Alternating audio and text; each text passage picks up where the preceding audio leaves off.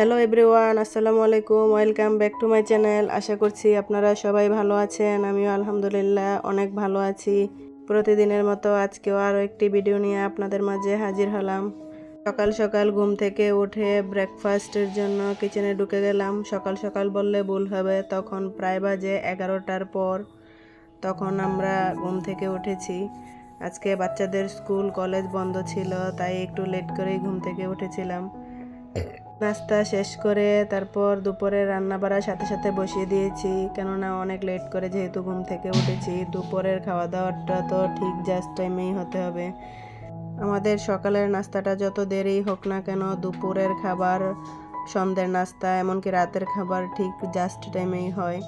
সকালের নাস্তাটা একটু এলোমেলোভাবে সবসময় করতে হয়। কিন্তু আজকে কোনো প্যারা নেই, সবার স্কুল কলেজই বন্ধ, তাই একটু লেট হলেও কোনো সমস্যা নেই। তারপরেও আমি জাস্ট টাইমে রান্নাটা বসিয়ে দিয়েছি, কারণ দুপুরে খাওয়া দাওয়ার আগে যদি নামাজটা কমপ্লিট না করি তাহলে একটু লেট হয়ে যায়। এবার টমেটো বের হওয়ার পর টমেটোর টক খাওয়া হয়নি, তাই আজকে সবাই মিলে প্ল্যান করে টমেটোর টক রান্না করতেছি। টমেটোর কালার দেখে মনে হচ্ছে যেন এখানে রং মিশানো, আসলে কোনো রং মিক্সড করা নেই। হালকা একটু হলুদের গুঁড়া মাত্র দিয়েছিলাম, তাতেই এতটা কালার, মনে হচ্ছে যেন জর্দা রং মিশিয়ে রেখেছি। কালারটা যতটা সুন্দর কিন্তু টকটা ততটা টক হয়নি, হালকা একটু টক। এখনকার টমেটো টক হয় না, যত দেশি টমেটোই বলেন না কেন। তো আমার টক রান্না কমপ্লিট হয়ে গেছে। তারপর একটু লাউ দিয়ে, বুটের ডাল আর চিংড়ি দিয়ে, মাছ দিয়ে একটু সবজি করব, একটু ভাজি রান্না করব। এই যে বললাম, কয়েকদিন যাবৎ শাক সবজি দিয়েই বেশি করে খাওয়া হচ্ছে। মাছ গোছ ওই রকম বেশি একটা করতেছি না। অনেক দিন খাওয়া দাওয়ার পর এগুলো ভালোই লাগতেছে না। সিম্পল এই সমস্ত ভাজি শাক সবজি এইসবই একটু ভালো লাগতেছে। রান্না করতে করতে এর মাঝখানে প্ল্যান করতে হয় বিকেলে কি নাস্তা করব, কি নাস্তা বানাবো, এটা নিয়েই সব সময় মাথার ভিতরে ঘুরপাক করতে থাকে। কন্টিনিউ একের পর এক চিন্তা ভাবনা মাথায় আসলে কিছুই কাজ করে না, কি যে কি করব। আর বিশেষ করে আমার বাচ্চারা বাহিরের খাবার তত একটা বেশি পছন্দ করে না, বাসায় বানানো নাস্তাটাই বেশি পছন্দ করে, তাই আমাকে বেশিরভাগ সময় বাসায় নাস্তা বানাতে হয়। তা আজকে আমি সবজির মধ্যে বুটের ডাল না দিয়ে মসুরির ডালটা অ্যাড করেছি। বুটের ডাল কিন্তু আগে সিদ্ধ করে নিতে হয়, আমার মনে ছিল না বিদায়, তাই আজকে আমি মসুরির ডাল অ্যাড করে দিয়েছি। মসুরির ডাল দিলেও লাউয়ের মধ্যে অনেক স্বাদ বেড়ে যায়। রান্না শেষ করতে করতে মাথায় একটা বুদ্ধি আসলো যে যেহেতু শীত চলে যাচ্ছে, প্রায় তো শেষ বললেই চলে, অনেক জায়গায় প্রচুর গরমও পড়ে গেছে, তাই ভাবলাম যে আজকে শীতকালীন শেষ পিঠাটা বানাবো। আর যেহেতু আজকে সবাই বাসায় আছে, একসাথে সবাই মিলে খেতে পারবো, ওইটাও অনেক আনন্দের বিষয়। তাই আজকে প্ল্যান করে আমাদের তেলের পিঠা বানাবো। আপনার কুমিল্লার ভাষায় বলে তেলের পিঠা বা বড়া পিঠা অনেকেই। দেখতে দেখতে আমার রান্না কমপ্লিট হয়ে গেছে। রান্না কমপ্লিট করে খাওয়া দাওয়া শেষ করেই আমি চলে যাব আবার কিচেনে, কেননা ওইটা যদি আমি আগে ম্যারিনেট করে রাখি, যেহেতু পিঠা বানাবো, এটা যদি ঘন্টা 2 ঘন্টা আগে আমি ম্যারিনেট করে রাখি তাহলে আপনার পিঠাটা অনেক সুন্দর ফুলকো ফুলকো হয়।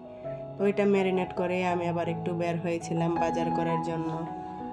দৈনিকই একটা না একটা কিছুর প্রয়োজন হয়, তাই হঠাৎ করে ভাবলাম যে আজকে বিকালে একটু বের হই বাজার করার জন্য। বাজারে গিয়ে আজকে বড় মাছ আনিনি, আপনাদের ভাইয়া বলছিল অনেক দিন যাবৎ ছোট মাছ খাই না, ছোট মাছ আনলে ভালো হয়। তো গিয়ে খুব ভালো একটা চান্দা মাছের মতো মাছটা, এটা যদিও সামুদ্রিক মাছ, খেতে খুবই টেস্টি, ওইটা পেয়ে 1 কেজি নিয়ে নিলাম। আর আমরা এখানে সামুদ্রিক ঝুরা চিংড়ি আছে একটা, খুবই সাদা, যেহেতু সাগরের এটা অনেক সাদা হয়, এটা দিয়ে যদি বড়া করি খেতে কিন্তু খুবই মজা হয়। এটা হলে সাথে আর কোনো কিছুর প্রয়োজন হয় না। তার পাশাপাশি অন্য টুকিটাকি বাজার করলাম। বাজার করে গোছগাছ করতে তো অনেক সময়ের ব্যাপার, এর ফাঁকে আবার সব কিছু আমি গুছিয়ে নিচ্ছি। তো সামনে রমজান, ভাজাপুরি খেতে হবে, তাই কিছু শুকনো মরিচ নিয়েছি আস্ত। আমি বছরের যতটুকু মরিচ হলুদ বলেন সব কিছু আমি একসাথে করে ফেলি, গুঁড়া করে ফেলি, তাই শুকনো মরিচ আস্তটা থাকে না। তা ভাজা কিছু খাওয়ার জন্য অল্প কিছু শুকনো মরিচ নিয়েছিলাম। তো সব কিছু গুছগাছ করে আমি সব জায়গায় জায়গায় রেখে আবার আমি কিচেনে চলে আসছি। প্রায় মাগরিবের আজান দিয়ে দিয়েছে, তাই ভাবলাম যে নামাজটা শেষ করে পিঠাগুলো বানাতে চলে আসি। আমরা সব সময় মাগরিবের পরেই নাস্তা করি। তো মাশাল্লাহ, যতটা খারাপ মনে করেছিলাম ততটা খারাপ হয়নি, মোটামুটি অনেক ভালো হয়েছে আলহামদুলিল্লাহ। আমার হাতে ওই রকম পিঠা একটা সুন্দর হয় না, তারপরেও মাশাল্লাহ অনেকটা ভালো হয়েছে। আর মজার ব্যাপার কি ছিল জানেন, এই পিঠাটা একটু সফট টাইপের হয়, কিন্তু আমার হাতে পিঠাটা হয়েছে একটু মুচমুচে। কেন মুচমুচে হয়েছে জানি না, খেতে যে এত মজা হয়েছে কি বলবো। তো আজকের মতো ভিডিওটি এ পর্যন্তই। আল্লাহ হাফেজ।